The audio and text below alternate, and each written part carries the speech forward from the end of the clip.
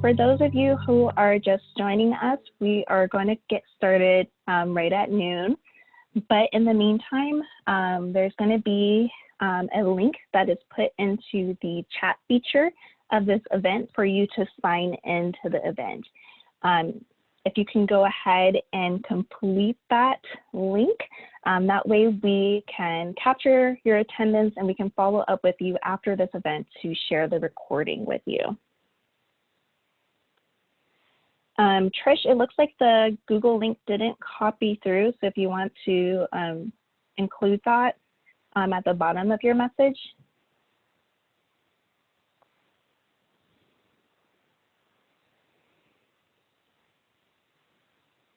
All right, and then throughout the course of the event, we're going to ask that you guys do not use the chat.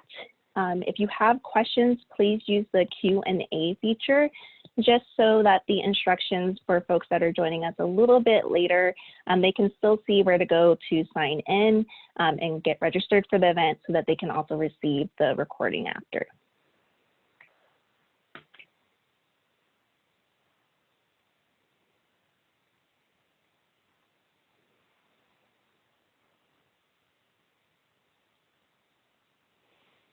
All right, again, we're going to go ahead and get started in a minute here. If you have questions, please put those in the Q&A. If you haven't signed in yet, do review the chat. It has instructions on where to go. Tricia just added the link to the Google form to complete your sign in. We do need you guys to complete that so that we can follow up with you after this event to share the recording and other resources.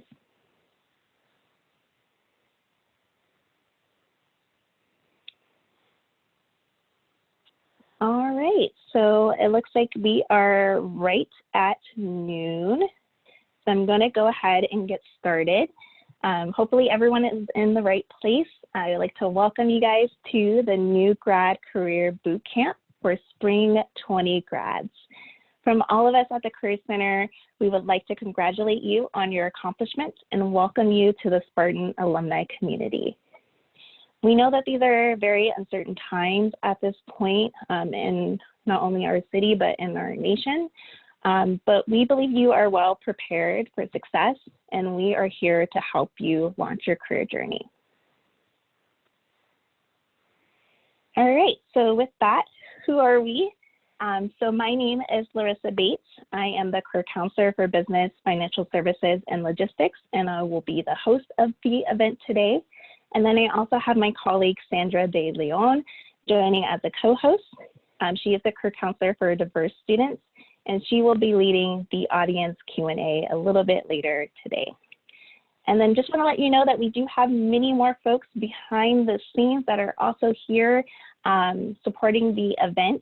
I do want to give a big thank you to AEC for providing the closed captioning for this event and for my colleagues that are behind the scenes monitoring the Q&A. Just a couple of house rules, just in case you're joining us a little bit late.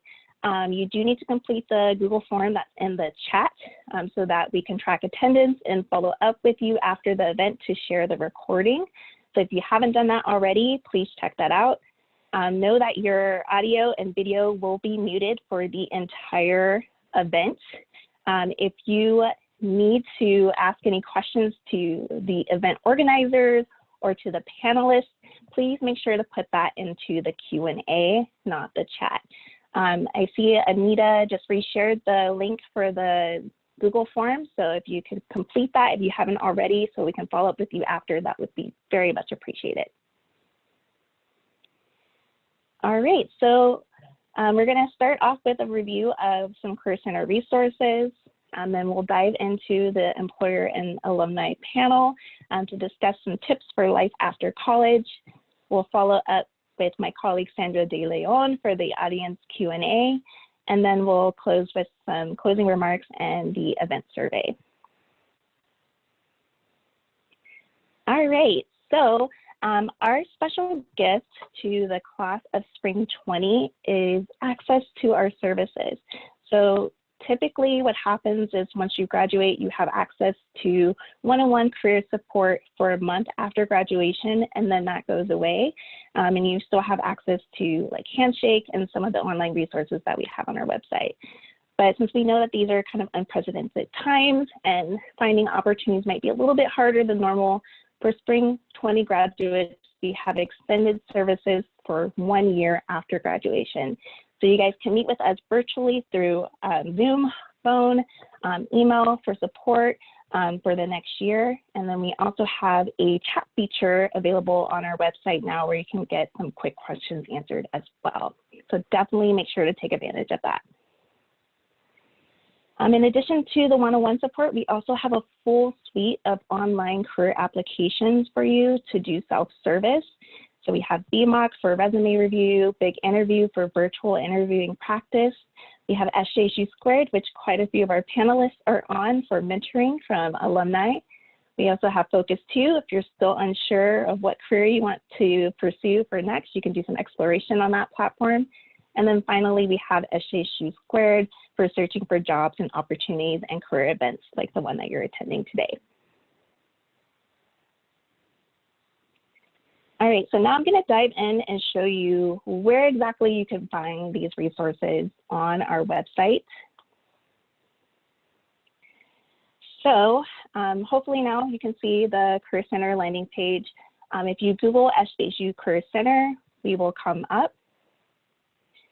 If you scroll down and select Program Calendar, this is where you can find the digital version of our full calendar and see what we have going on for summer and the resources that are available for you.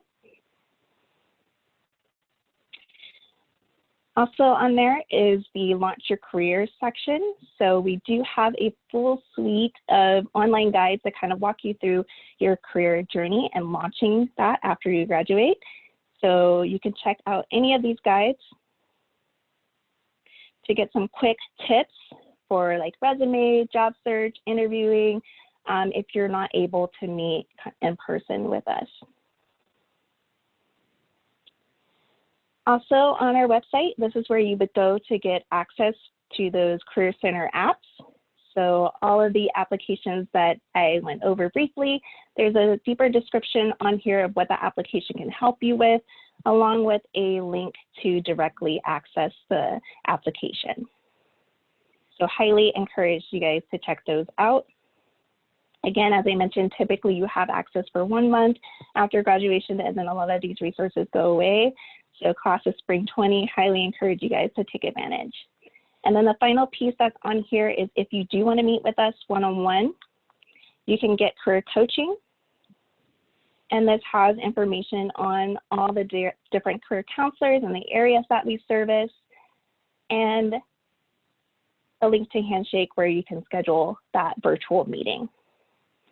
And if you're wondering, the chat is here, so you can click on that to get some quick support Monday through Fridays.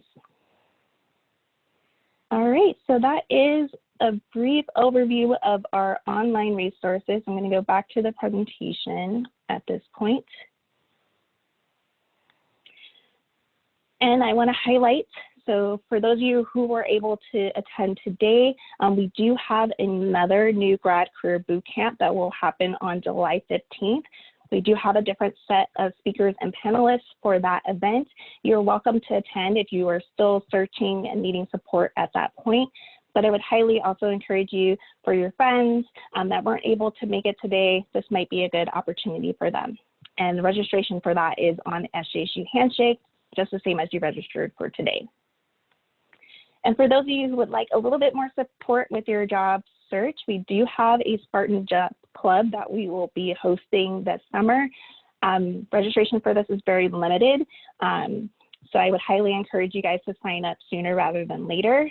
But there will be a webinar series to kind of walk you through the job search process, along with a few others, so that you guys can provide peer support as well as get support from our Career Center. So you can sign up for that on Handshake, or you can email Carrie McKnight, who is the facilitator of that group.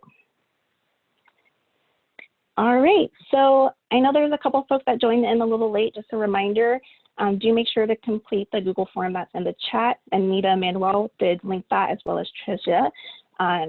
That will allow us to follow up with you after the event to share resources and the recording from the event. Note that you will be muted for the entire event, so if you have questions for panelists or for the Career Center team, please use the Q&A feature. All right, so with that, we are going to dive into our panel. So we have a really awesome panel for you guys today. I am going to pass it over to the panelists to introduce themselves in just a second here. But I just want to highlight that we do have folks from different industries, different backgrounds, different levels of experience to share some tips for you for launching your career journey.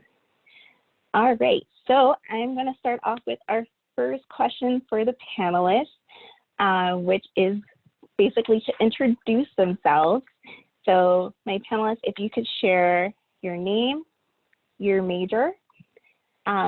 If you're comfortable, you can also share your graduation year. Also share your job title, your company name, and then briefly describe what you do in your current position. So Sarah, you're at the top, so I'm going to have you start us off. Great. So I'm Sarah Arms, and I graduated in 2008 with my bachelor's degree in English. So I'm deeply familiar with what it's like to graduate in a recession. I am the Senior Development Manager at Humane Society Silicon Valley, which is just a fancy way of saying that I do a lot of fundraising. And I wear a lot of fundraising hats, including I managed a successful $59 million fundraising campaign in my first few years as a fundraiser. But right now I currently oversee strategic donor communications and grants fundraising. Awesome, thank you, Sarah.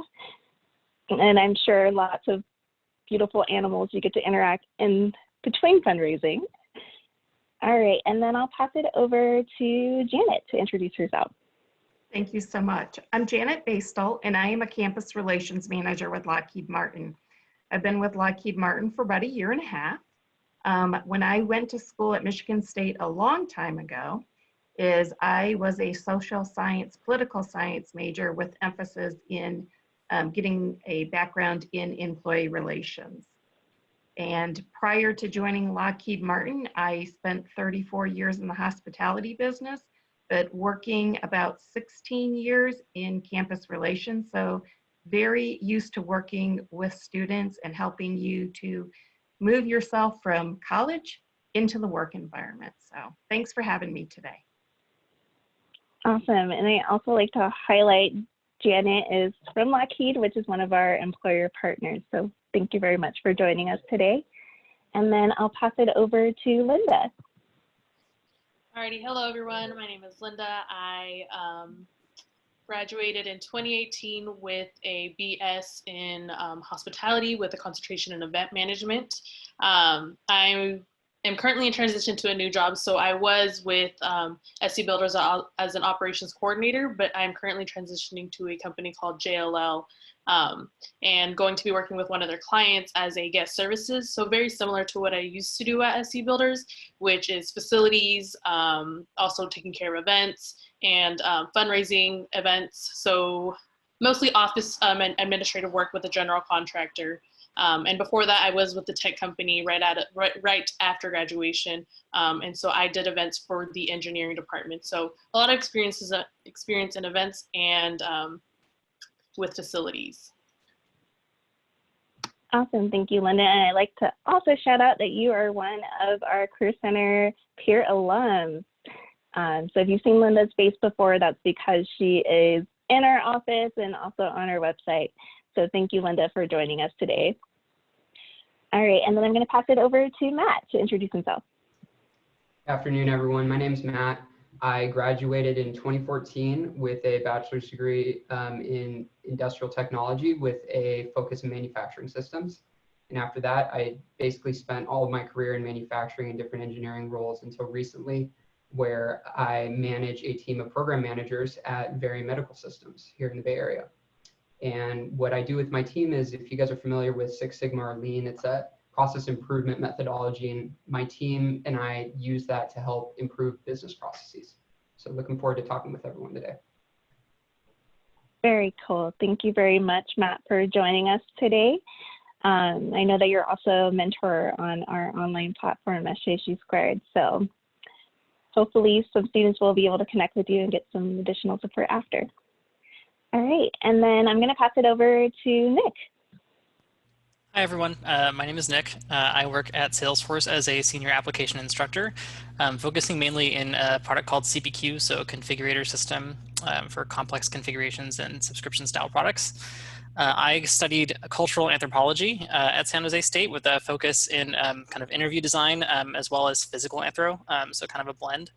As you can probably tell, that's not a direct correlation to what I do now. So if you're kind of in that boat, I was there too. But let's see, I graduated in 2013, so not too long ago. No, that's not very long ago. And I appreciate you sharing kind of like your background of coming from a different major than the industry that you're working in, because I'm sure there's lots of students on the call today that are going to be in that same situation as well. Yeah. All right, and then last but not least, we have Michaela. Thank you, guys. I'm excited to be here. My name is Michaela Whalen, and I graduated from SJSU in December 2016. I studied corporate finance and accounting, and I had a really great time at SJSU. I thought the curriculum was excellent.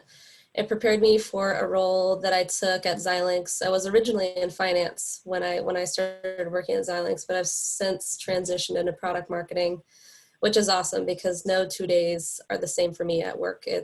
I really get to see all different aspects of the business. I get to work on market sizing, comparing ourselves to our competitors. How do we improve our products? I also get to work directly with customers. So I have some negotiation skills that I've built up in this role. And I also get to do a lot of outbound marketing, press releases, blogs, events, stuff like that. So it's awesome. Very cool. So it sounds like you have a diverse range of experience. So I might ask you to kind of speak from those different lenses as we go through. All right, so that is an introduction to all of our panelists. We have 5 more preset questions that we are going to go through. If you would like to answer the question, which you don't have to, please make sure to raise your hand for the panelists. And then participants, after we go through those 5 set questions, then I'll open it up for the audience Q&A. So if you have questions that come up as we're going through, please do make sure to put those in the Q&A box, and we are monitoring that, and we will address as many of the questions as we can. All right, so we've already gone through the first question, so I'm going to move on to the second, which is, what top tip would you recommend for students, recent alumni who are still working on their resumes to stand out in their applications? All right, so I see Nick's hand going up first. So Nick, do you want to take this one? Sure. So I don't profess to be maybe a resume expert, so grain of salt here. I think Janet probably has a lot more tips that are probably more effective. But something I've noticed for those who stand out, at least for the hirings that I've seen done at Salesforce and done at previous companies that I've worked for, is using, short, brief, very imperative, but kind of action-based language. So just kind of describing exactly what you've done in a really easy to read way. A lot of managers will walk into the room and they'll be handed your resume maybe 5 minutes before, if not right before they walk in for your interview. This is not like that everywhere, but if it's a busy day, it can be like that. So having a kind of a really nice, kind of boiled down, easy to read resume can really kind of be something to help you stand out. Being succinct is I would say a good skill in the workplace in general. Nobody likes to read a 5-paragraph email. They like to read a 2 or 3 sentence email if they can. And that applies to resumes as well. They don't want a 5-page dissertation. They want something brief and easy to read. So I know it's a really basic tip, but it's something I try to stick to. As you can see, I'm rambling a little bit, so it's difficult for me. But it's definitely something that's, I think, a good thing to do. Yeah, and I really like the comparison to, the long email, right? So really think about what information does that recruiter or manager need and making it succinct and as descriptive as possible. As someone who's All looking right. through hundreds of really long emails every day, yeah. Yes. All right. So I think I saw Matt's hand go up as well. Would you like to add something to that? Oops. Yeah, I think those are good points. One of the things I think, Larissa, you mentioned I'm doing the mentoring thing. This is the question I get more than anything else, I think, from most people. And the way I look at it is, if you put yourself in the hiring manager's shoes, what's going to happen is with the internet, they get like 50,000 resumes for the job. And it's really difficult to just make those first couple passes to get to the couple people you're actually going to bring into interview and you want to call. So what I try to tell people is, instead of trying to come up with the most generic resume that works for every job that you want to apply to, try to pick a couple jobs that you really feel passionate about and you really think you're going to be a good fit for, and put a lot of energy into translating your skills and using the terminology and the words that they're putting up in that job description. So you want it to be as easy as possible for the hiring manager to not have to translate what you're trying to say into how you're going to fit into that role. And it takes a little bit of extra work, admittedly, but I think when people put in the extra time, it is worth it, and it gives them a little bit of an edge. Yeah, definitely. And I can definitely say from the other side of the table, right, it's very easy to tell which applicants have done that work, right, to tailor their resume and make sure that they're speaking to the skills that the employer is looking for. So great advice, Matt. Michaela, would you like to add to that as well? Yeah, sure. I just want to add to both of those points because I thought they were great. And speaking of being succinct, I think something else that's really important too is to try and quantify some of your achievements if you can.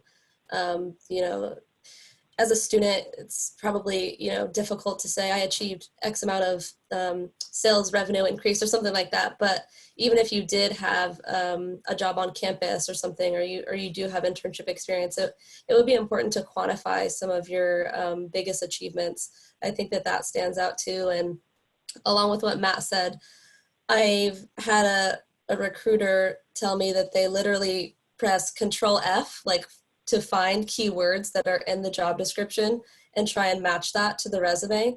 So as long as you're using some of those keywords that are in the description, it'll definitely increase your chances of just that first screening, that first pass of being found. Yeah, that's really good advice, right? Spending some time with that job description and making sure that you're addressing it. And I really like what you shared too about utilizing like your experience and quantifying it if possible. So students can say like presented in front of a class of 40, right? Or help, 200 customers daily in their cafeteria role, right? So there are ways, even if you don't have like, business experience quite yet or formal professional experience, to really quantify your experience. So, all right, thanks for sharing that, Michaela. And then I see Sarah have something to add as well. I do, yeah. One of the best things that happened for me when I first graduated, I didn't know how to talk about myself in a resume or a cover letter. That was so hard for me to get past.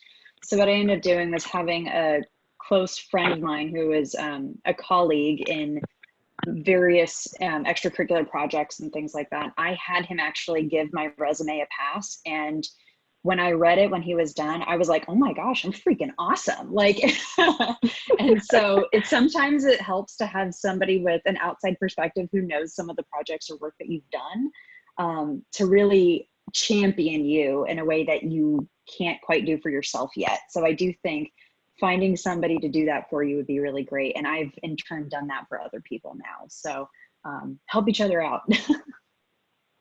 Yeah, that's really good. And that's part of the reason why we have that job search club that we're doing this summer, because we do know that sometimes like hearing from your peers, right, is also helpful in addition to hearing from, a career counselor. So really great advice as well. And then I see Linda, you also would like to add to this question?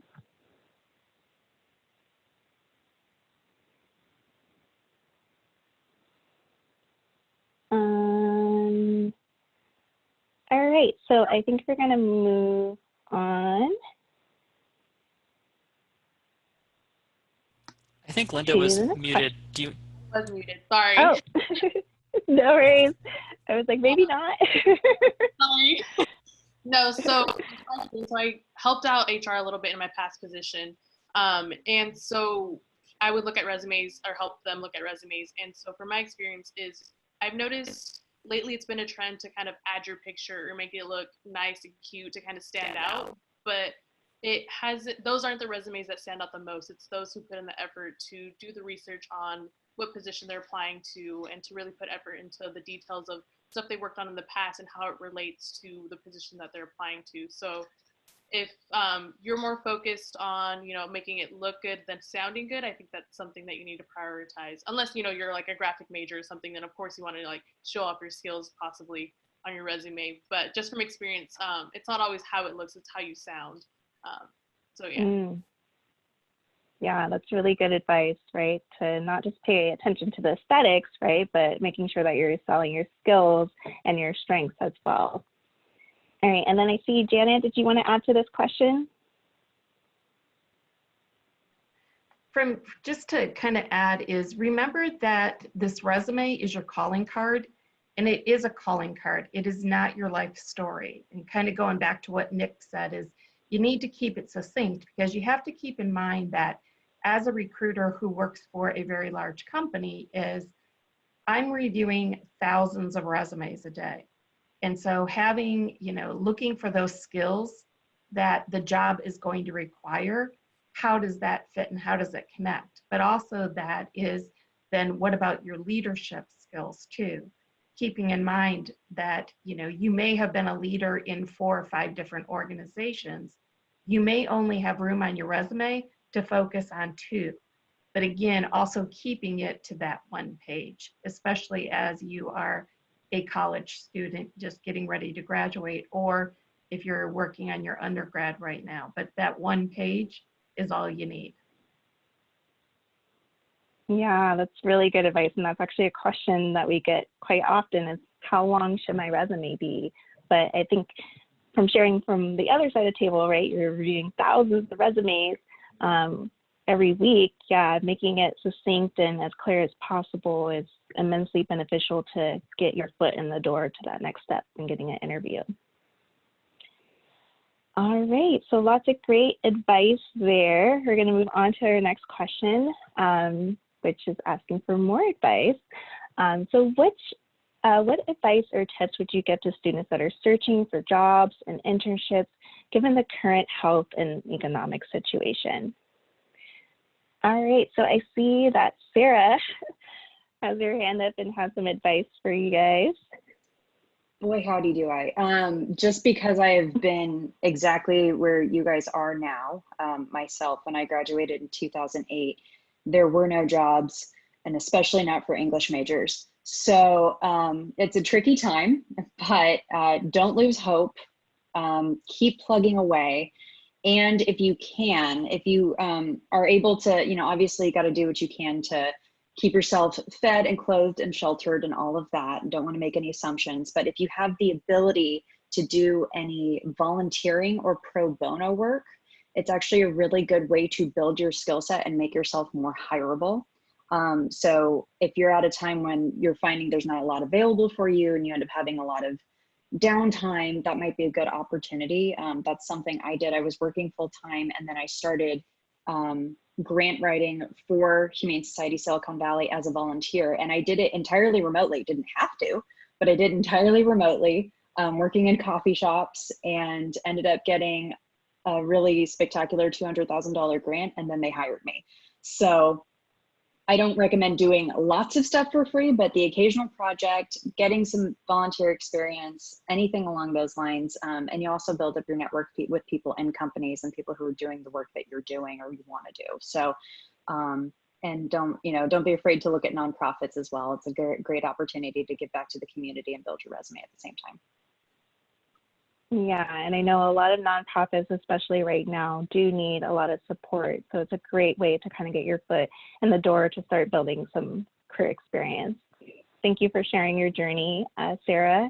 I'm sure that's going to be very inspirational to a lot of folks to know that it is possible to still be successful in an economic downturn. Linda, would you like to add as well? Yeah, of course. So before all this happened, was actually looking for a new job. And then as soon as it hit, I'm like, no. So I am feeling it for all you guys. Honestly, for me, I was at the point where, you just have to have the mindset that 100 of the shots that you don't take, you miss. So don't be afraid to apply. I would say being a recent graduate and trying to find the perfect job for you that fits what you want, fits what you're looking for, definitely takes some time. So don't be afraid to, take that chance with the job that, has some stuff that you're looking for, but some stuff that's kind of questionable. Definitely take the chance, but also don't settle for something that you won't really be happy with, or a company whose I guess mission you don't agree with. So I would say definitely take a lot of shots, and just apply for the job that you might think that would be good for you. And if anything, if you do get an interview, then it gives you experience with interviewing. I actually, with my past company, we had a lady who worked for in HR at Netflix, and she said that even if you're happy with their job, it's always good to be interviewing, because it'll always give you that experience. You never know what's going to happen. So for my biggest thing would just be, just keep applying and don't give up. Yeah, I think that is really good advice, because it is going to be challenging, right? So to kind of keep that, motivation up and continuing forward, and knowing that, eventually you will get there, but it might just take a little bit longer. And I do like what you shared too about continuing to practice interviewing, right? Because it is a skill. It's not kind of like an innate talent. So that's really strategic to keep practicing that, even if you're not looking for a position at a time. Awesome. So Michaela, I see that you have some advice to share as well. Yes, I think that the 2 points that Sarah and Linda made were extremely important, and I want to expand on it a little bit. So in terms of volunteering, I think it's, aside from that, it's so good to do. And it's really about expanding your personal brand, right? And a part of that too, to have yourself stand apart from others, is to start building a portfolio of work outside of schoolwork or things that you've done. So if you're really interested in a particular industry or a particular topic, you can start blogging about it on LinkedIn, and you can start kind of building up a little portfolio of your own work outside of what you were tasked to do in school, right? I think that's really important, along with volunteering and just adding to that tool belt that you have that says, hey, I'm really interested in this industry, and these are the things that I've done that show that I have that interest.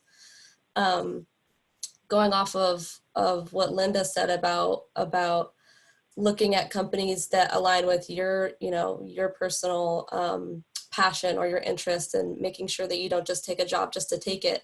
I think it's important to recognize in this situation that depending on each student, I don't want to just speak to a small portion of the students, so I want to just speak generally and say that you might have to go in an industry that you weren't planning on working in originally, just because that's what is needed, probably for your personal situation. You might just need a job. And so I think it's important to recognize that you might have to shift your mindset a bit. You might have to go into an industry that you weren't originally planning to, but that's okay. You're always getting valuable experience, whether you're, in a job that you completely love right off the bat, which would be totally great. So it's just important to recognize that you always got to be willing to change with the times, because that's something that's always going to be constant. I know it's kind of an old saying, but I think it's really true. That's probably my biggest takeaway, is that there's going to be a lot of companies too, especially in tech, that are still hiring. That's the thing, is if you do want to work in tech, you can probably still get a job in tech, because a lot of large tech companies are still spending in R&D. They're still hiring. So that's something to keep in mind too. If you weren't originally thinking that you would work in tech, you could probably still get a job, because a lot of them are still innovating. They're still spending. So that's something to keep in mind. Yeah, that's really good advice. To to kind of keep in mind that career is the long haul, right? It's not necessarily just that first job. You might have to take a job that you don't want to do long term, but you'll still build valuable skills that you can apply for your long-term career journey. The other thing that I want to highlight that Michaela shared is that the tech industry is one of the industries that is still hiring, but to keep in mind that there are lots of different types of tech company. There's biotech, there's education tech. It's not just Google and Facebook. So I would encourage you guys to kind of look and see like which industries are booming, right? So we know healthcare is doing really well, and seeing if you can find positions in some of those other industries that are maybe outside of your initial goal. All right, so Nick, I see you have some advice that you want to share as well. Yeah, I just want to first piggyback off of what Michaela said. I actually took 2 different jobs that were not necessarily what I originally wanted. I did records management at a law firm for a little over a year after I graduated, and then I took a sales job at a tech company, which then transitioned me into technical instruction, oddly enough. So like it definitely is a journey sometimes. You don't always land the one you want. It's great if you do, go for it. But also don't be afraid to get some experience. I like Michaela said, all experience is valuable experience. But for me, I think the 2 things I would like to impart for you, one is I think more of a personal one. Don't let this job hunt define who you are. Don't let your possession of a job or lack of a job define you. It's something that can be really easy to do, kind of basing your value off of your work. It's something that we do a lot here in Silicon Valley, especially. It's kind of the opening question, what do you do? So just kind of keep in mind that, you know, especially in an economic downturn, you're not alone if you're having trouble finding a job. It's something that other people go through as well. I went through it even in a relatively stable economic time when I graduated. So kind of just don't be too hard on yourself. If you're that person, I'm that person. So that's why I say it. And then the other thing is, you know, along with volunteering, something you can also do to build up your skills is look for free training resources. Salesforce, for example, has Trailhead Online, which is a completely free tool to learn Salesforce skills, and then you can get a certification. And certifications are relatively cheap. They're not free, but they're relatively cheap compared to other tech certifications. But even now in the time of COVID, I've seen so many, you know, promotional emails and ads for trainings that are typically pretty expensive, but now are heavily discounted or free, especially for recent grads. So go look for those, even if it's you know, something that maybe you hadn't thought of before. It can be a really valuable asset for you, having gone through a training experience and even getting a certification. It's kind of just to add on one more thing to your degree, going, well, I'm certified in XYZ. I went to this training, you know, blah blah blah. This is what I gained from it. Can really add a little more color to your resume. So just I think those 2 things. Yeah, that's really good advice. I know a lot of professional associations, as you mentioned, are offering free services. And then I just want to highlight for our recent grads, you guys will still have access to LinkedIn Learning, where you can take online courses and get certifications for a year after graduation as well. So if you have some downtime over the summer, that might be a great thing to kind of look into as well. So thanks for sharing that, Nick. And then I think that's all for this question, and then we'll move on to the next one.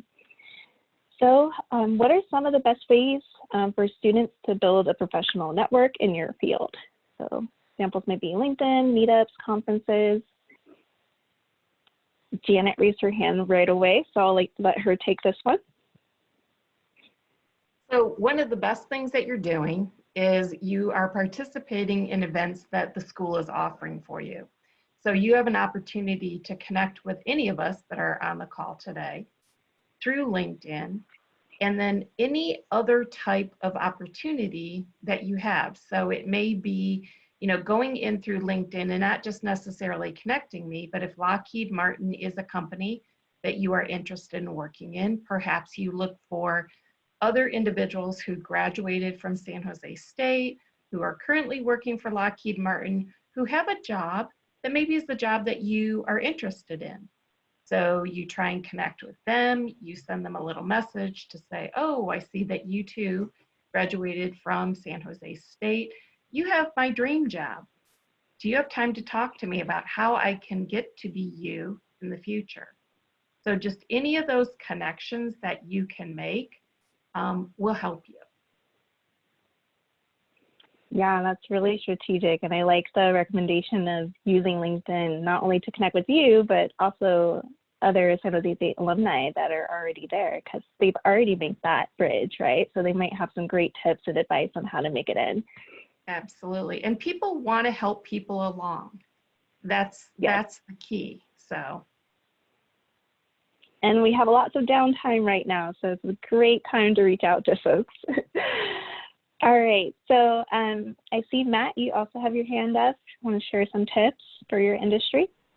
Yes, Janet definitely hit a lot of major stuff there, but I'd also like to echo the fact that people do want to help you out. And one of the things I hear from people when I talk to them, just in general, especially in engineering, is people are they're very shy and they don't want to feel like they're annoying someone by reaching out to them or just asking them a question. And the truth is, a lot of people are flattered by it, right? So if you're just starting your career and you're asking someone who's a couple years ahead of you, how did you do this? Or just the most basic of questions, people like that. And then it goes from there, right? As once you start the conversation, it just heads in whatever direction you take it. So I would say take the initiative, reach out to your friends, your family, San Jose State grads, there's tons of people, and just see where it goes. Yeah, great advice to use that network that you guys have. Sarah, did you want to add as well? A couple tips? I do, yeah. So, I mean, I love this question because it says, build a professional network in your field. Well, if you want to get into nonprofit animal shelters, foster a puppy for us. But aside from that, if you want to build up your professional network in the nonprofit sector or in the public sector, I actually have found getting involved with community groups to be a really good way to network. And you would be really surprised at the wide swath of people that you will meet from community groups. If there's any political organizations that you want to get involved with, or volunteering groups, or anything along those lines. I've seen people go from being small business owners to working for state assembly people in a span of about a year because of how they have networked in political activist spheres. So you'd be surprised on where you will meet everybody. So everybody you meet in a community group or even at a party or anything like that, find them on LinkedIn, add them, because you'll be surprised the connections that pop up. Really great advice. I really like kind of just getting involved in your community, right? It's a great way to meet other people, regardless of if you're interested in nonprofit or not, right? There's lots of different folks in that sphere. Thanks for sharing. And then Matt, if you want to add a few things as well. I'm sorry, I forgot to lower my hand. No worries.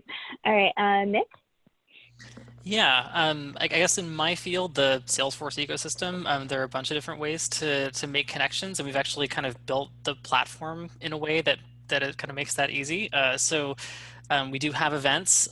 This year is going to be a little different, obviously, but typically we do have events where you can get free passes and you can meet people from all corners of the Salesforce ecosystem that do really different things on the platform. So, I mean, you might go to one of the conferences and, if you're with your free pass, you go to one booth where someone's manufacturing aeronautics parts, and then the very next booth you'll go to a subscription services for delivering cookies. Like, it's a really wide array of different people you can meet, and it's all at your fingertips for free. Another way is that even online, we have the Trailblazer community is what it's branded. It used to be the Salesforce community, and then the customer success community. It's all been relabeled a bunch of times, but it's called the Trailblazer community at the moment.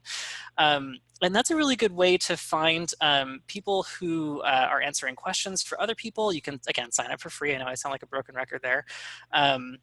We are not a cult, I promise. People actually do ask me that. Is Salesforce a cult? No, we're not. We're a really big company. But anyway, join the community. And then there's also local user groups. And those are kind of city-based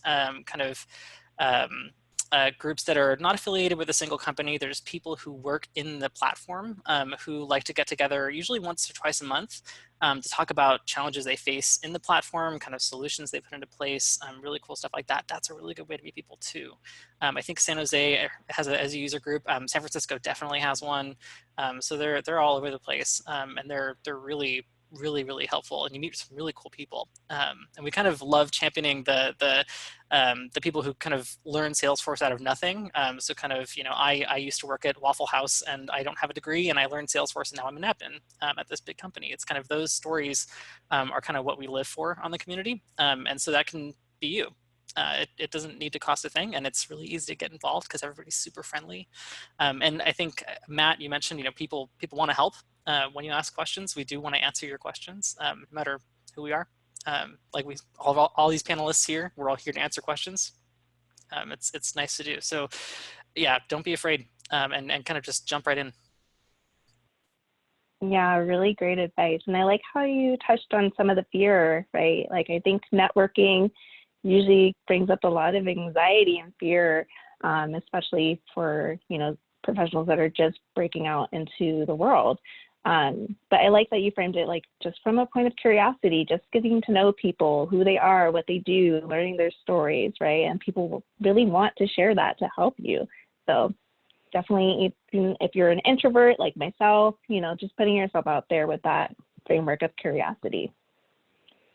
All right, so I think we have 2 more questions at this point. So the next one will be more tips on the current climate and how to navigate this space. I'm sure, as you're aware, a lot of companies have shifted to virtual interviews since we're in shelter in place and can't meet in person for the most part. So what are some tips for how students can best prepare for those in-person or virtual interviews? Janet, do you want to start off? Absolutely. So the first thing to tell you is prepare. And you're going to prepare for a virtual interview just like you would if you were doing an in-person interview. And so it's very important that you practice, find some friends within your network that you can, you know, do an interview, so that, especially if you don't like doing interviews. Myself, I'm one of those people that I am much better on my side of the table as opposed to the interviewee side of the table. And so when I was going through interviews about 1.5 years ago, I too had a practice. And even though I had been professionally interviewing people for years. So you just it's just like you wouldn't go out and run a marathon tomorrow unless you prepared and practiced. Same exact thing if you're doing a virtual interview. You know, get comfortable with the tools that you might be using. And again, just practice. I could do a whole seminar myself on that. No, I really love that metaphor, right? Of not running a marathon without practicing, right? I think a lot of folks forget interviewing as a skill, right? So practice is definitely needed, right, to build up that skill. Thank you. We're going to move on to Linda. So being that I currently got a new position, so I definitely have experience with the virtual interviews. It can be something different because usually, you know, you would get all ready and then I'd go get my cup of coffee and then, you know, get the nerves before walking to the office and then kind of cool myself down. And so now I don't have that time to prep. Now it's just kind of like sitting at home, getting ready, and then sitting in front of my computer and just like, okay, just like kind of breathe yourself in and out. But I mean, you have to take that advantage that you're in your own comfort space. You're not going into a new place. So definitely take that to your advantage and, you know, get comfortable. And I think you should be a little more comfortable with being in where you're comfortable in your place, in your home. And also do your research on like who you're interviewing. Usually recruiters will send you know who you're interviewing with. And so look them up on LinkedIn, let them see that you're seeing their profile, because then it shows that you're really interested and you're taking the time to do your research on, you know, how long have they been with the company? What previous companies have they been with? You know, what's their role? What are their responsibilities? So I think that definitely stands out if you take the time to do your research, and not just the company, but also the people that you're interviewing you. And other than that, you know, just let your personality spill. That's mostly what they want to see, like who you are. They've seen your resume, you know, they know what you're capable of, but they want to see who you are as a person. And I think that's a lot of what an interview is. And it might be a little difficult to have that, transfer over camera, but, try your best to stand out. What makes you different from the other interviewees? And, actions speak louder than words. So that's my best advice I can give. Yeah, lots of great tips in there. Thank you, Linda. I really love that you mentioned, right, like getting comfortable in your space and kind of using that to your advantage for the interview. Thank you for sharing. And then I'll pass it over to Matt. I'm lucky to talk right after Linda because I love what she just said about being yourself. I'm going to just prepare yourself. I'm going to shamelessly advertise Toastmasters here because I'm a huge advocate of it. But public speaking in general is something that it's like a sport. You just have to practice, right? You don't just sit down in front of your computer and give a good interview one day. You need to practice, practice, practice. And what we try to do in Toastmasters when we're helping people just speak in general is exactly what Linda says. Embrace who you are. Embrace your personality. Don't try to put on a facade about I'm this professional person, business person. That's not really you, because the real you won't come out. And when they can see your passion and some of your just what makes you who you are, that's what allows people to connect with you, and it allows you to give more genuine answers, and it really just makes the whole interviewing process go a lot smoother. So I'd encourage you to be comfortable with who you are, and once you're comfortable with that, practice a lot. So Matt, I have a feeling that a lot of students don't know what Toastmasters is. Do you want to share a little bit about what that organization does? I would absolutely like to do that, yeah. Toastmasters is a group, it's a nonprofit, it's worldwide, and it's essentially people getting together and they're practicing public speaking. There's different stuff. You can do interviews, you can do presentations, you can do just a speech in general about yourself, but you get together with this group of people, you give your speech and they critique you. And it's just this, it's essentially practice, and you get to be around people with different viewpoints who watch you, they give you great feedback. And if you'd like to get involved, there's probably a free chapter near you that you can go to a couple meetings for, or if you want to reach out to me, I'm happy to help you get involved. Great, awesome. Thank you for sharing that. I know there's quite a few chapters in the San Jose Bay Area. I think the last time I looked at it, it was like well over 100. So plenty of opportunities out there. So definitely take advantage if you would like to work on not only your public speaking skills, but just your interviewing and personality skills as well. All right, and then I see a couple more hands. Michaela? Yes, so I think the point about being yourself is so important. Again, I just want to emphasize that. It's really important. And the other part of that too is knowing yourself. So especially for students who might not have a lot of hard technical skills right out of graduation, there might be a lot of more personality and soft skill questions that are in interviews. So you kind of have to know a little bit, well, you really do have to know, like, obviously, what are your strengths, weaknesses? Those are kind of the common personality questions. But even beyond that, I found LinkedIn Learning to be really helpful, because there's a portion of it where there's like the most basic interview questions, like explained by professionals, and they basically will tell you how to answer those questions. They'll have someone do kind of like a mock interview and then explain why that person answered it well, or what they could have improved upon. So that is like a really, really good resource for you guys to use, just for those kind of, they seem like simple questions, but there might be the ones that trip you up the most, those kind of just really basic personality ones. So I would say if you could utilize the LinkedIn Learning, I think you mentioned, Larissa, that they get it. Did they get it for free? Yeah, they have access to LinkedIn Learning, and then we also have Big Interview as well. So lots of resources. Yeah, that's such a good one. And I was trying to think of another resource that I know of too. I'll share it with you afterwards if it comes to mind. Okay, yeah, definitely. All right, so I think the consensus is prepare, prepare, prepare as much as possible. Nick, did you have a follow-up to kind of add to this one? Yeah, I'll try to be brief and follow my own instructions. So I think one more thing that you shouldn't be afraid to do is ask questions during your interview as well. So in every job interview that I've had that was successful, I don't think it was because of this, but I think it contributed. I had genuine interest in a certain topic or another, or I asked them about what they struggle with at their job. So I'm pursuing kind of a more senior role at Salesforce, and I asked someone who does that job, what do you struggle with in this job? What do you not like about it? I can see what all the benefits are because you bring them to life, but what's going on behind the scenes? What's not so great? That's my favorite question to ask. It doesn't have to be yours. You could ask someone, about their family or what they like to do in their spare time. Just something to make you more of a person to them, and not just another interview. I think is also maybe another thing of value to do. So just maybe have a few questions going in. Yeah, great idea to definitely make sure that you're showing your interest by, asking your interviewer questions about themselves or about their role. I think that's very strategic. All right, so we're moving on to our last preset question, and then I'm going to turn it over to my colleague Sandra to do the audience Q&A. One of the things that can be really challenging is that job search does tend to take a while.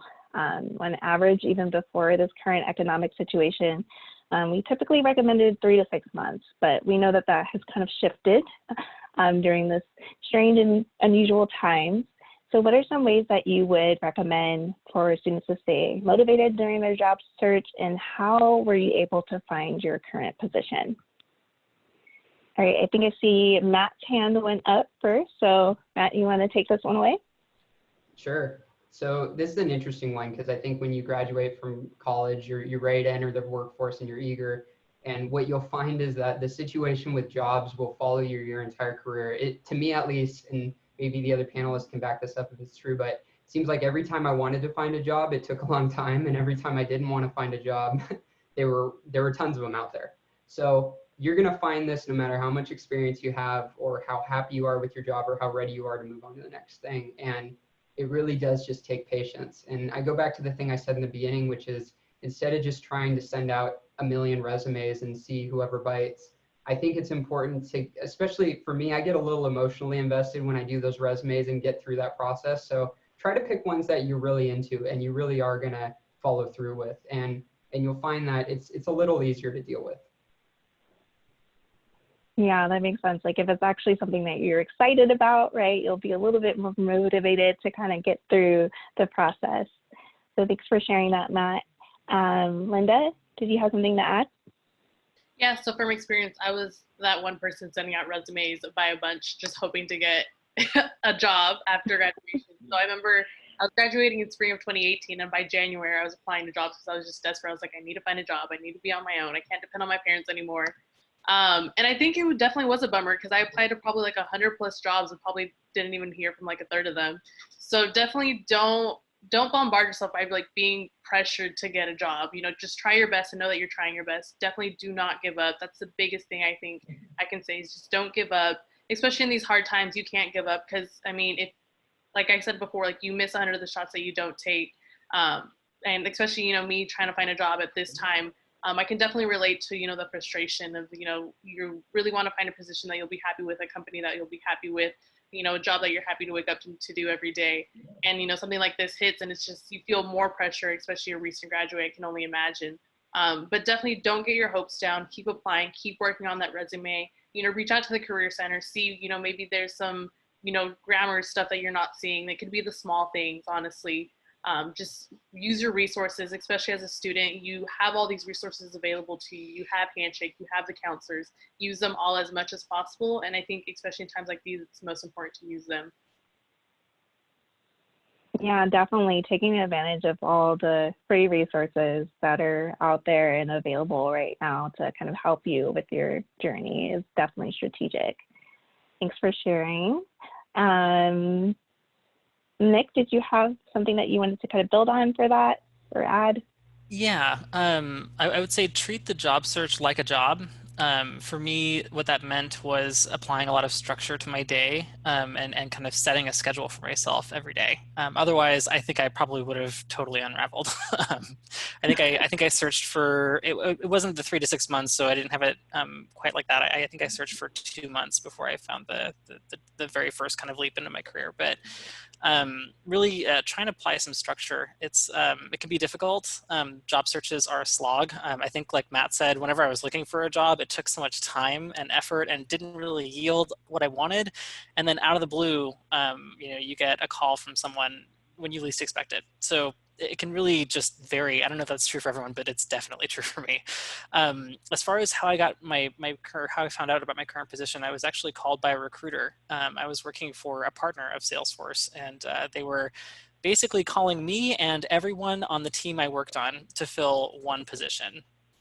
And I only found this out afterward. But basically, they just said, we need an instructor to teach this very kind of targeted product, and you have expertise in that. Would you like to interview? And it's like, well, of course I'm going to interview. But that was kind of the golden egg for me. Most of the time, it was several rounds of interviews, really hunting for that position. And I think I'm going to echo what Matt said, getting a little emotionally invested in that 1, 2, maybe 3 different positions that you really find some interest in, and then kind of putting your effort into that. And that's usually what I did. And that yielded some good results too. So it's, I would say, as far as staying motivated, I struggle with motivation. So I guess maybe know that it'll be okay. You will find a job. You have a degree from a really great university that has a really good reputation, especially in this area, but elsewhere as well. So as far as keeping your motivation up, have some structure, but also know that you'll get one. It just sometimes takes a little time. Yeah, and I appreciate you for sharing your journey. It does take some time, right? And it is a process. So to just kind of hang in there and know that it will be successful in the long run. Janet, I see that you have your hand raised. Did you want to kind of build on Nick's answer or share some other tips? Yeah, just a couple of things. So when I look back at my own career, and when I first got out of school, the economy was terrible. And I was looking for my dream job. And so what I caution people on is don't look for your dream job right out of the chute, but maybe you do take an alternative path that helps you to build on your skills. And so the first job that I took out of college, I did have skills and I had experience working in retail, but I went from being, a cashier in retail to being an assistant manager. The other component that I want to add for you is interviewing and looking for a job is like being on a reality show. And if you watch any of the reality shows, is you sometimes wonder, well, why did that person get selected? Why were they the winner when I thought somebody else should be it? Is on any given day, is you may have great skills and you are definitely a candidate. And Nick talked about the different rounds that you go through. Is it may just mean that on that particular day, maybe somebody did interview just a little bit better than you did, but to keep moving yourself along and to realize that you're going to get that opportunity that was meant for you. I'm a firm believer that, everything happens for a reason. Sometimes at the time we don't understand why, but you will end up getting a job. I firmly believe in you. I love the positivity that, it might take a little longer and it might not be your dream job to start right off, but you'll get there eventually. Thanks for sharing, Janet. And then we're going to close with Sarah. So I love that you said 3 to 6 months for the job hunt. For me, it sadly took 3 years, again, because of the timing of when I graduated. And that's just, it's unfortunate, but it's really hard to stay motivated when you're looking at when you're basically applying for jobs for 3 straight years. That's when I stopped. I was clearly stuck. I was in a rut. I was just cycling through the whole thing. And I was trying to stay motivated by remembering, and this is actually good advice, that every resume is resume practice. Every interview is interview practice. And it's always good to keep that in mind, that it's all still helping you on your journey, even if it's not landing you the job that you want. But that is where I stopped and I said, okay, what else can I do just for a little while to give myself a break? And that's when I ended up volunteering. And it ultimately ended up building up my skill set. So if you need to pause and take a break, let yourself take a break, take the pressure off. I know somebody who is in his mid-30s who's going through a whole career change, got a master's degree in a completely unrelated field, and is going through this right now where he feels stuck. And so it's take a break, do something pro bono, take a class, build the skill set, then pick it up again in a month. Like you should be able to give yourself that space if you are truly getting down that mark where it's been a while since you graduated. You're not there yet. It's still early right now for you guys, but for some people who've been in it for a while, it's okay to take a break. No, and I appreciate you sharing that, because there are some alumni that registered for this event. So there very well may be some folks that are in that position right now, but you know, just to kind of do what you can at the time, right? To work on your skills and keep moving forward. I think that's really great advice. All right, so that concludes the preset question portion of this event. I see that we have a lot of audience questions coming in. Sandra, are you on the line?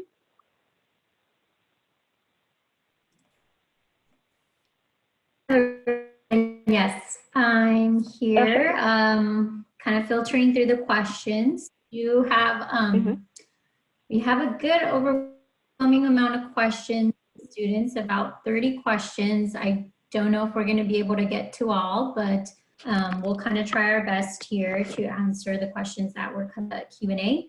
And then I'll just ask of our panelists, given that we do have a good amount of questions, if one of you, feels inclined to answer this question, please do so. And, if someone else wants to kind of add to it, we can, or we can always move on to another question, since there will be opportunity for others to respond as well, given the number of questions. Some questions are specific to some of the panelists, so I will let you know. I'll go ahead and start with the first question here. So one of our student participants mentioned, I have an engineering degree, but have recently wanted to do a career in film or TV. How can you utilize skills and education in one field to transfer into another or transition?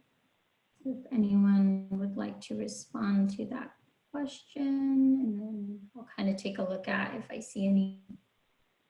So I see here Matt's hand raised. Matt, if you want to. It's really funny because I always told this story. I started out as a film major and switched to engineering. So I never thought I would meet my opposite doppelganger, I guess, here. But yeah, I can relate to going complete 180 like that. And I think the way I try to view it, and the way I viewed it at the time, was I didn't even figure out I wanted to go into engineering until like a month before I graduated, is when I finally accepted that that's the kind of job I wanted.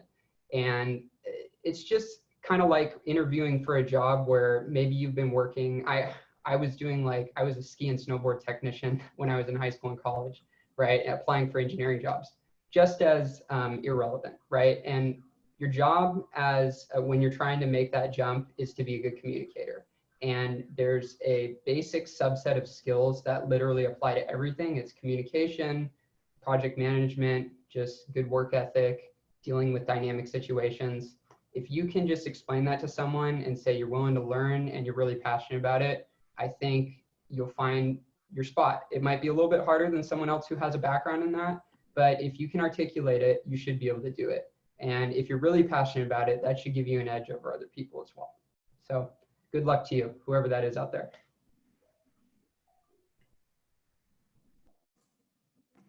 Great, thank you, Matt. I know I see a couple of other hands here from our panelists. I'm going to call on one panelist whose hand I saw up, and then I'm going to move on to the next question, as I mentioned, just because we do have about 30 questions that came in here. Michaela?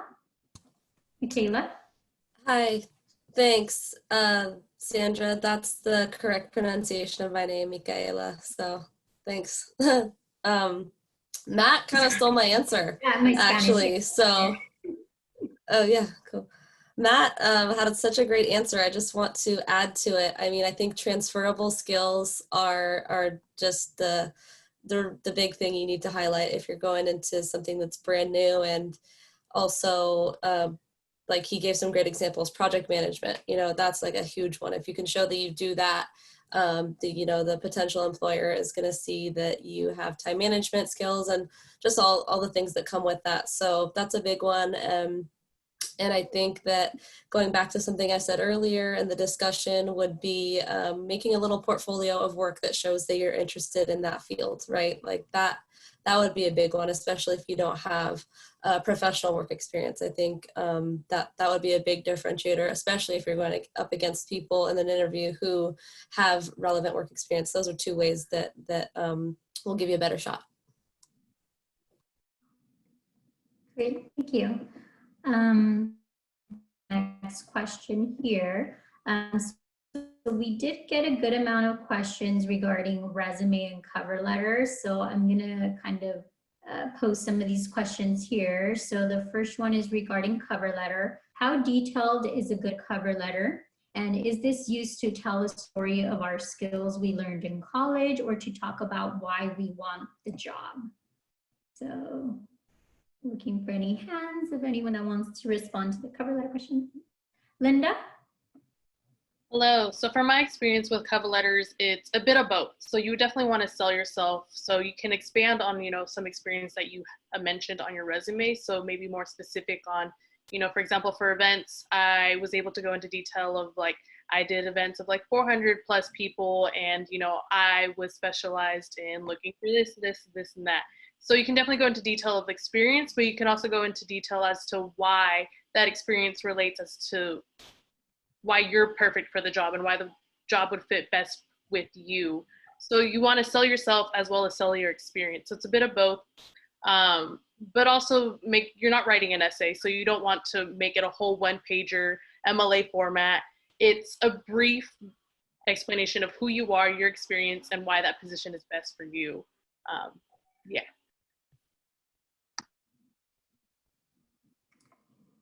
And I see Matt's hand was raised as well.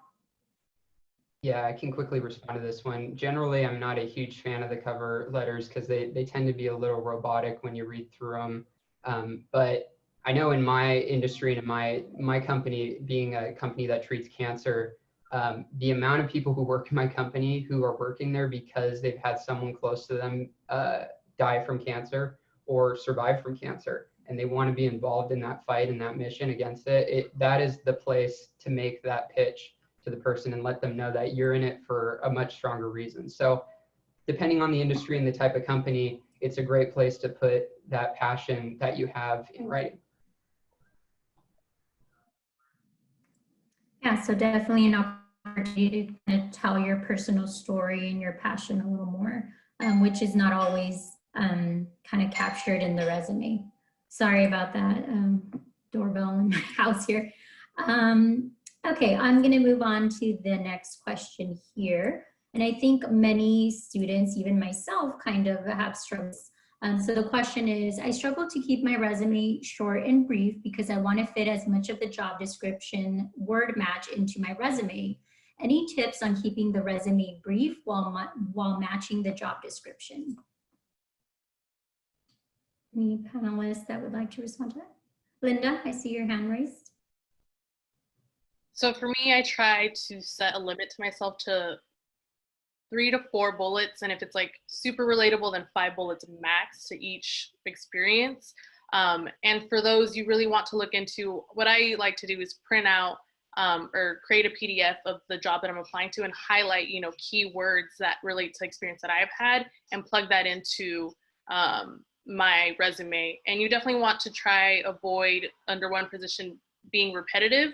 So once you've summed up one position and one experience and one responsibility that you had at that job, and maybe it ties into another one, you don't want to sound repetitive for that one experience. You definitely want to highlight the most important thing for that experience or that role or responsibility that you had, and then move on to something else, so that way you're able to highlight different things that might relate to that job instead of focusing on one thing that relates to that one job. So 4 to 5 bullets, I would say max, but 3 to 4 is better, I think, especially if you have a lot of experience. And then also pick the experience that's most relatable, because I mean, I've had tons of jobs, so you kind of have to pick and choose like what's more relatable, but also be careful of that gap as well. So there's a lot of things you have to take into account, which I think the Career Center probably could help you best with the tips and stuff. Sorry about the motorcycles. But yeah. Definitely. Thank you, Linda. And yes, if this is an area of that's a challenge for some students, feel free to kind of schedule an appointment with the career counselor, and we can help to kind of give you tips and figure out what's relevant to kind of keep and highlight. And then Nick, you had your hand raised as well. Yeah, I definitely agree with Linda. Relevance is key there for kind of keeping the job in mind when you're writing your resume, or kind of tailoring your resume. For me, I kind of take the grade school approach, or even the college paper approach. If you did this for papers, not everybody does. It's fine. But usually what I'll do is just kind of I'll word vomit onto the page, and then I will read it out loud to myself. And whatever sounds not quite strong enough, a little ridiculous, whatever it is, I'm like, okay, they don't need to know that. I'll throw that out. And just kind of pare it down from there. I like saying it out loud because I sound really dumb with some of that stuff, and the dumb stuff doesn't need to be there. So it's just kind of a trial and error, I guess. But that's what's worked for me.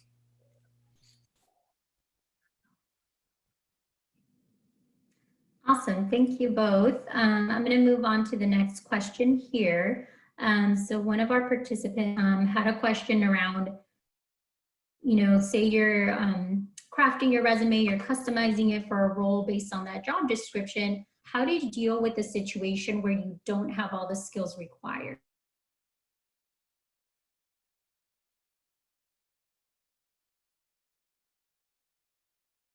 And then I'll have Matt.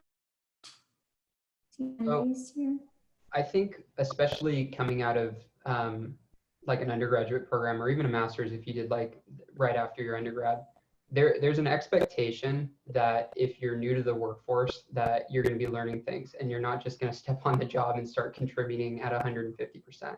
And one of the things I look for with people is that they're willing to admit that there's areas that they think they can develop more, and that they want to, one of the things they want to get that job for is to be around experienced people and work with them and gain that experience through that. So I think it's a strength to identify areas where you think you have a weakness, you think you have more ability to contribute, but you need to be in an environment where you can learn. So as long as you can articulate that, I think you can use it to your advantage.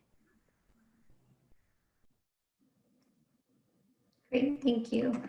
I am going to move on to another question here, just because, as I mentioned, we have a good amount of questions coming in from our audience.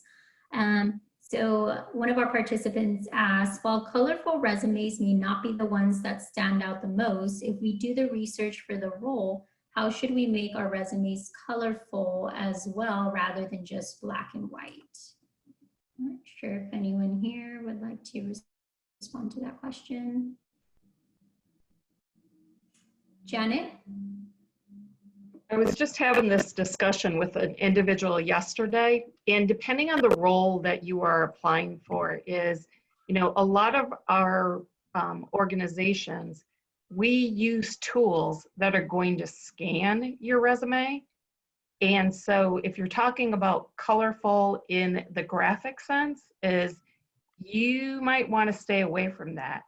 If you are interviewing and sending resumes out to smaller companies where that graphic design is very important, and I think Matt or Nick may have already mentioned this, that's where it becomes more, is that particular item becomes more important. But like from Lockheed Martin, I'm looking at the substance, and I like just a regular structured resume, as opposed to some of the more trending resumes that you might see.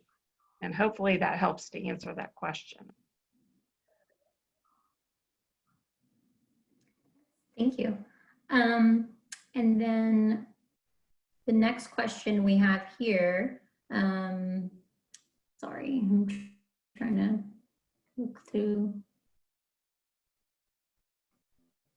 Okay, so we have a question stating, sometimes you may not have a certain amount of years of experience or know a certain program, but you know that you're willing to work hard to learn as you go on the job. How would you put that into words on the resume without falsely stating that you know the program itself? Any kind of thoughts or recommendations regarding that question?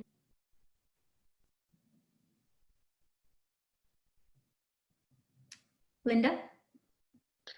So from my experience, I actually did apply to a position where I knew most of the stuff, but not all the stuff. And there was programs and experience that I did know, but then there was some that I didn't know. Focus on what you do know. And then if you do get the interview, then you can address those programs or experience that you don't know and how you're willing to learn the programs or, gain that experience and what extra mile you're willing to take to learn that experience. So for me, for example, I was applying to like a events position that was also based on trade shows. And so I had event experience, but I did not have trade show experience. So in my interview, one of their concerns was, oh, so you don't have any trade show experience. But, I let them know and I addressed that I'm definitely willing to, go to trade shows on the weekend and kind of, scope out what the trade shows are like. And so showing that initiative and that interest is very important. But I think on your resume and when applying, you should focus on what you do know, not what you don't know. So yeah.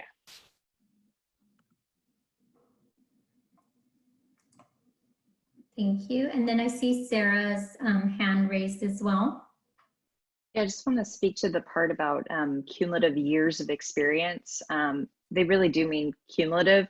So if you did something, a couple of years ago that was a project that maybe got you some experience in that thing, and then you didn't touch it for another 2 years, but then you did it again, that's okay to combine those two things and kind of look at that as the whole amount of time of experience. So that's just a little tip there. But also, you are allowed, you're a new grad, you're allowed to look at your schoolwork and count that as time of experience and things like that on some of the projects that you did, because you've dedicated time to learning that skill and using that skill. So don't be afraid to apply for something that, requires a few years of experience, because you may already have it, you just aren't interpreting it that way.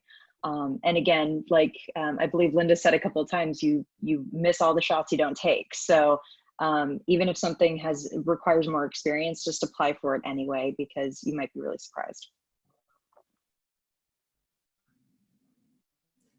Thank you. So I'm going to move on here there was another question more around salary negotiation.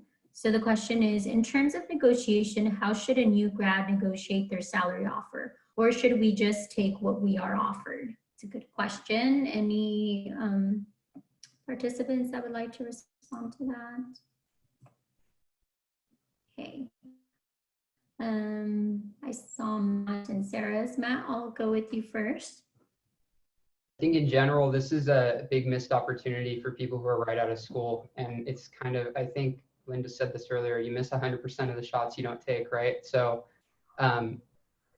I haven't really heard of someone losing a job completely rescinded because they asked to negotiate. I guess it could happen, but I think it's reasonable. But in order to have that conversation be successful, you really do have to be in tune with what your market worth is. So you need to do research, go on places like Glassdoor and stuff, and understand what the real market rate is to have a realistic conversation. And you have to have reasons yourself why you think you're worth that as well, and you need to be able to articulate that. But I say everyone should do it. I think it's great. It starts you at a higher level than you would have otherwise.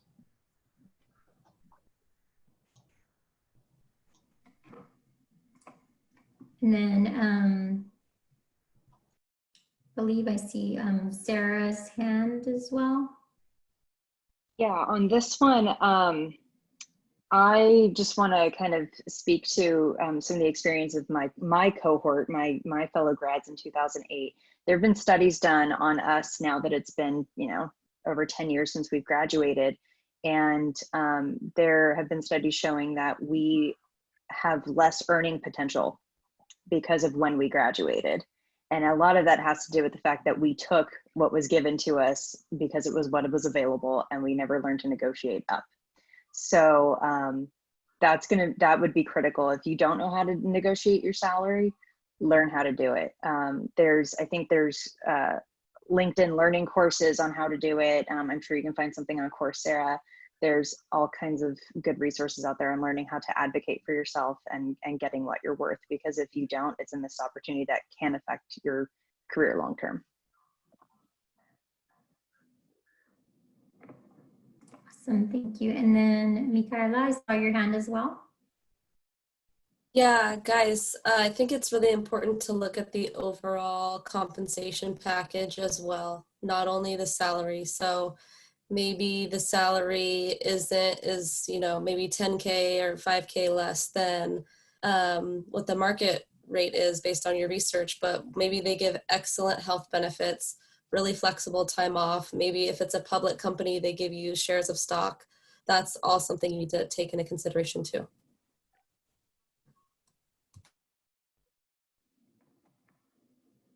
Great, thank you.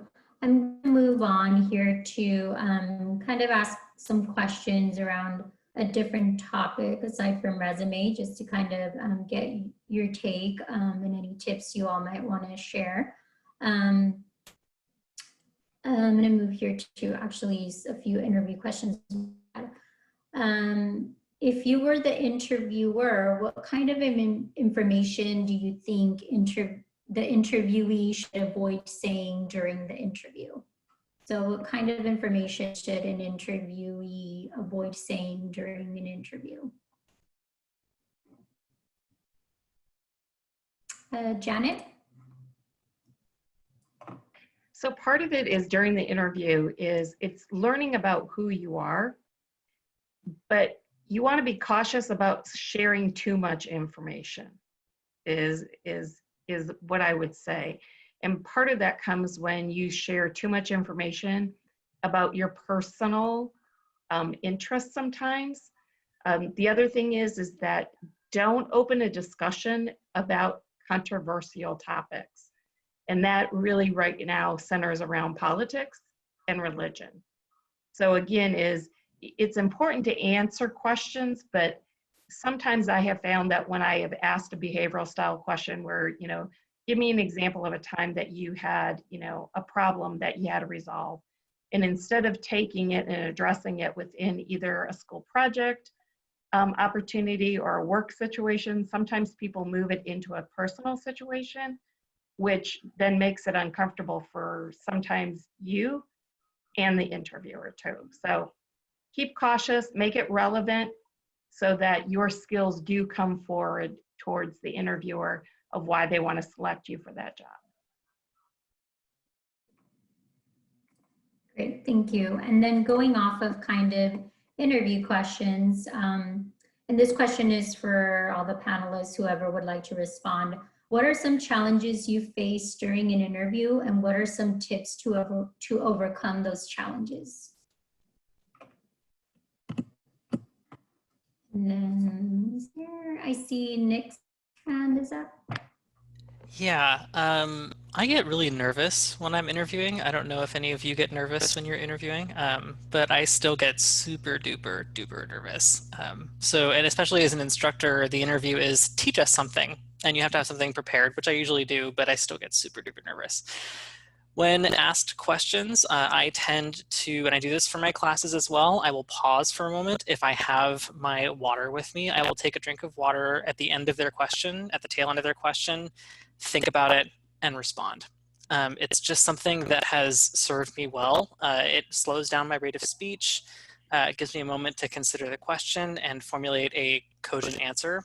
And it just kind of centers you a little bit. So I would say just kind of take a moment, breathe, take a pause after the question, maybe not a little super long pause, but try to, if you're the nervous type during an interview, try to just give yourself a moment after each question and then answer. It'll show careful consideration of the question as well, which is a good thing for the interviewer. So I think that's probably my top tip, just from my own experience. And Linda? I would say prepare yourself for those difficult questions. I remember one time I went to an interview recently and they said, so tell me about one of your failures and how did you overcome it? And so it kind of took me from a shock because I've heard it phrased like challenges. So, you try to think something that, you know, it's pretty easy. But when they said failures, I was like, oh shoot, like I feel like I wasn't prepared, and I really took a minute and like kept repeating the question, like failure, failure. So definitely take time to prepare yourself for those difficult questions and figure out a way that you can turn that question around and benefit you. So definitely be prepared and think about, you know, what questions they might ask. Great, thank you. Thank you both. So I'll move on here to a question that was addressed to some of the panelists. So this one is for Ayla. We had a participant ask that they were intrigued about your diverse work experience in regards to what you studied at SJSU and kind of the career path you're in now. So they had a few questions for you. One being, how did you end up venturing out into different career paths? And which work experience did you enjoy the most and why? Yeah, it's a great question, and it's kind of a unique situation. So when I joined Xilinx right after graduating from school, I was working in the corporate finance department there, and my role was supporting the sales and marketing organizations with reporting and you know, data gathering, all the stuff that they need the entry level people to do. So it was a great opportunity for me to build relationships with the people that I was supporting. So I called them my business partners, and it just so happened that I had been in that role in finance for about 18 months, and then it's kind of an informal rotation program where they want to rotate you into a new role.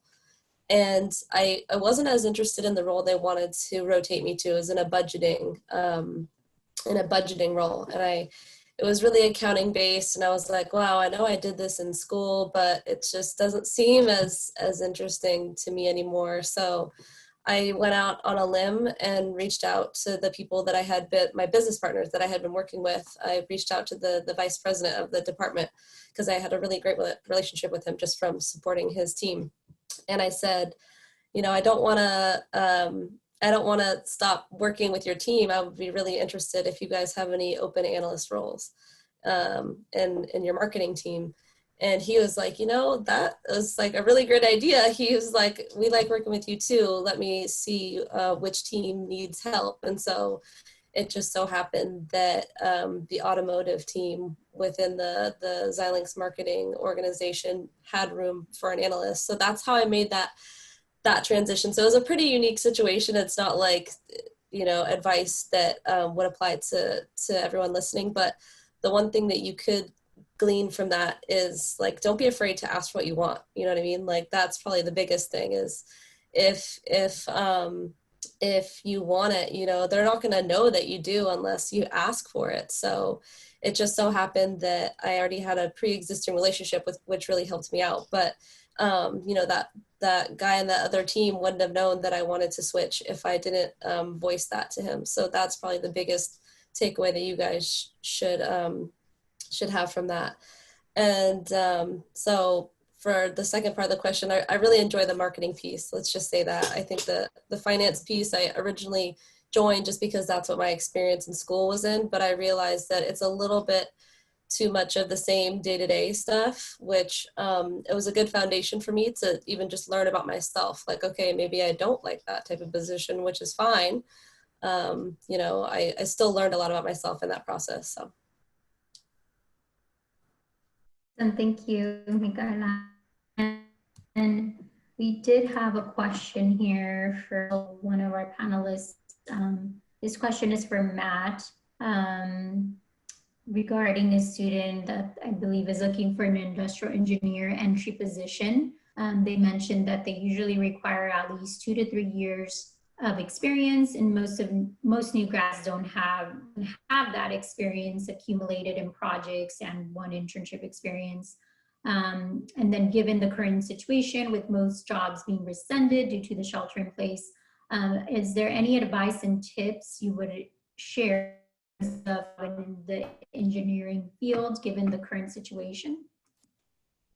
Yeah, that's a good question. And actually my first role out of school was an industrial engineering job, and I'm just going to be totally transparent and realistic here. There's just frankly not a lot of industrial engineering jobs with that title, even here in the Bay Area. So they are tough to find. and employers can be picky because there's not a lot of those jobs. And I would say in general, in my experience for engineering roles, employers, when they put things on the job description, like they want 7 to 9 years of experience or X, Y, and Z, they generally do want those things. And there's generally not that much wiggle room there. I think as you get farther in your career, it does become easier to kind of find that space and articulate that space, maybe make a jump up somewhere you wouldn't have earlier. But coming right out of school, I think it's best to focus on those entry-level positions. Now, specifically for industrial engineering, you have a very good skill set that other engineers didn't pick up in school, which is a focus on efficiency and process improvement. And that can carry into any job that works with processes. And what I've found is I work with a ton of people who have industrial engineering degrees doing all sorts of different things around the company, and they find a way to let that passion kind of get into their immediate role. So I would look for something where you get to kind of engage with that passion you have for industrial engineering if you can't find that job right out of school, and you'll find your way into a role like that over time. Great. Thank you, Matt. And given that we are already at the time here, I'm just gonna kind of ask a last question here, just so we can wrap up. So this is around kind of job searching. The question was, what's the best way to reach out to a recruiter?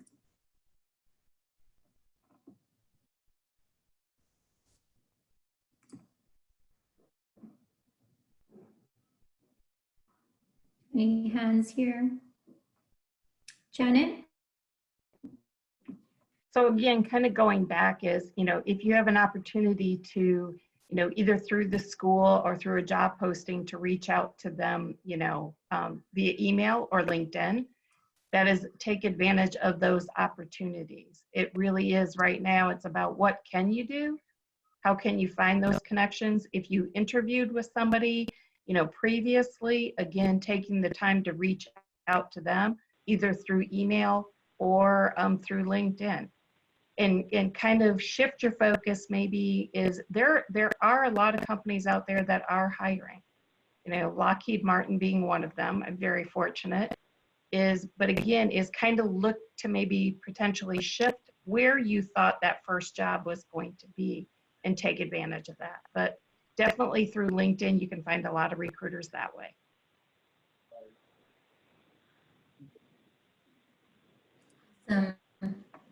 Well, we are now at close to 1:35, so I'm going to kind of wrap up the audience questions there. I'm sorry if we didn't get to your question. We did have kind of a good amount of questions coming in, but I tried to kind of pull from different topics, and hopefully you also got some great takeaways and tips from the panelists during the facilitated question piece. But we want to thank you all for our panelists for taking the time to attend this event and share your insights and tips with our students as they're navigating transition from college to career, and for all our students who attended today and participated and asked your questions. Again, we hope that this was beneficial to you all. If you did not get a chance already to complete, please complete the Google form, and that's a way for us to track attendance for who attended today, but also to be able to follow up with you and share the recording for today, as well as kind of upcoming events that we will have. And as Larissa mentioned, we will have our second offering of this bootcamp event, July 15th, which you can find more information on Handshake if you're interested in registering. Very similar kind of topics, but we will have a guest speaker as well. So again, thank you all. And then I think there is a slide after this, Larissa, I believe. I don't know. Yes. So if you haven't already, for our attendees, if you guys could go ahead and take our event survey. Trisha did add this to the chat a little bit ago, so if you want to find that link. And this is just so we have feedback to find out if this event is helpful for you and what things you guys would like to see as we get ready for the July 15th event. So if you can go ahead and take a minute to fill that out before you head out, that would be much appreciated.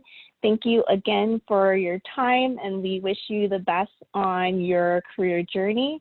Feel free to reach out to any of us if you need support. As we mentioned earlier, we're all here to come help you as you venture out into the world. All right, and with that, that will conclude the New Grad Career Bootcamp. Thank you.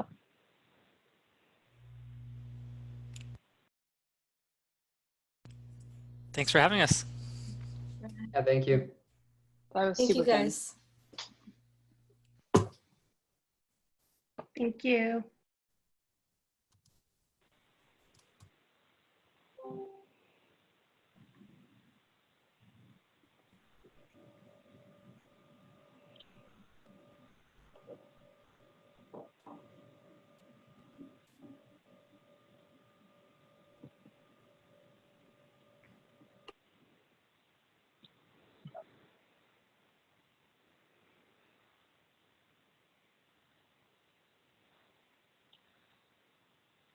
All right, so for those of you who didn't get the link yet, don't worry, we'll follow up as long as you registered for the event, and we'll be in touch.